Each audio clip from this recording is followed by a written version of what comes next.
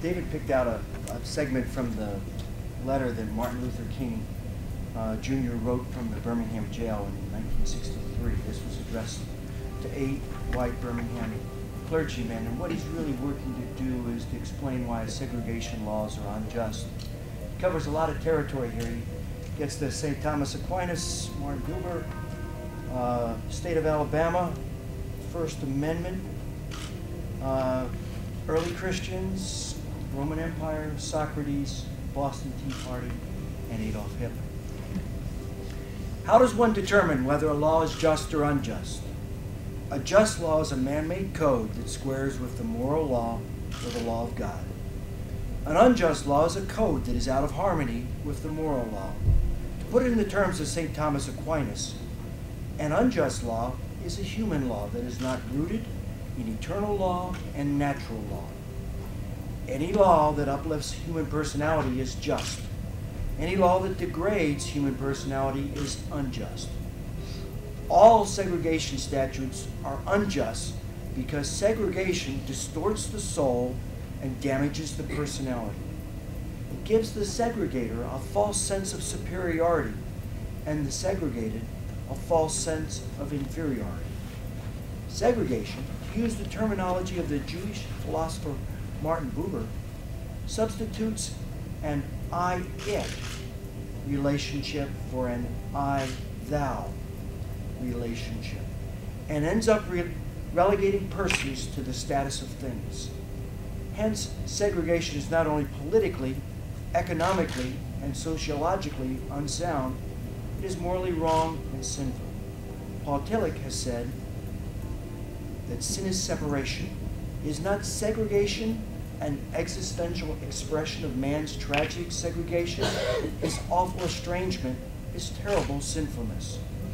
Thus it is that I can urge men to obey the 1954 decision of the Supreme Court, for it is morally right, and I can urge them to disobey segregation ordinances, for they are morally wrong. Let us consider a more concrete example of just and unjust laws. An unjust law is a code that a numerical or power majority group compels a minority group to obey, but does not make binding on itself. This is difference made legal.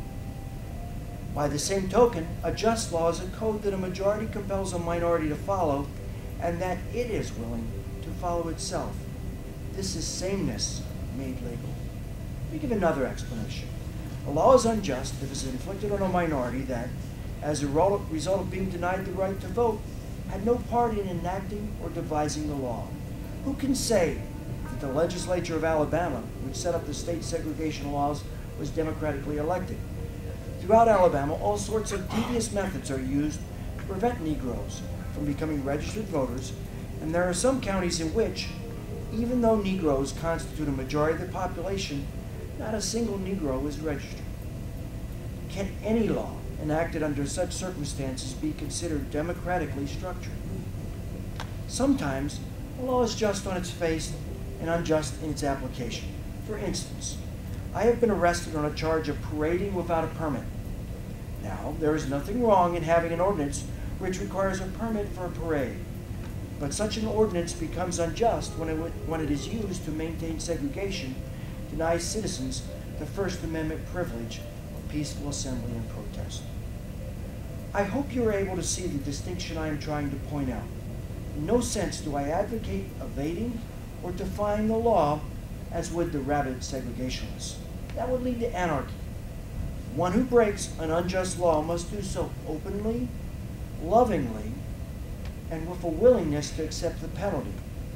I submit that an individual who breaks a law that conscience tells him is unjust and who willingly accepts the penalty of imprisonment in order to arouse the conscience of the community over its injustice is in reality expressing the highest respect for law.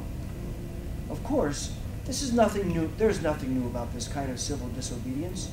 It was evidenced sublimely in the refusal of Shadrach, Meshach, and Abednego to obey the laws of Nebuchadnezzar on the ground that a higher moral law was at stake.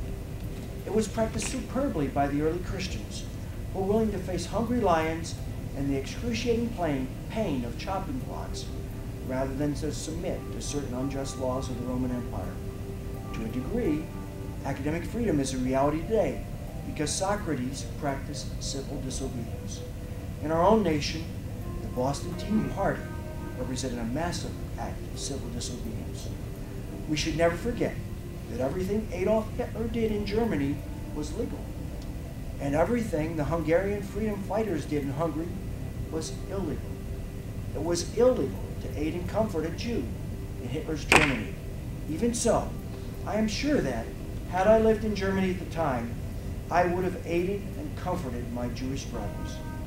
If today I lived in a communist country where certain principles dear to the Christian faith are suppressed, I would openly advocate disobeying that country's anti-religious laws. Thank you.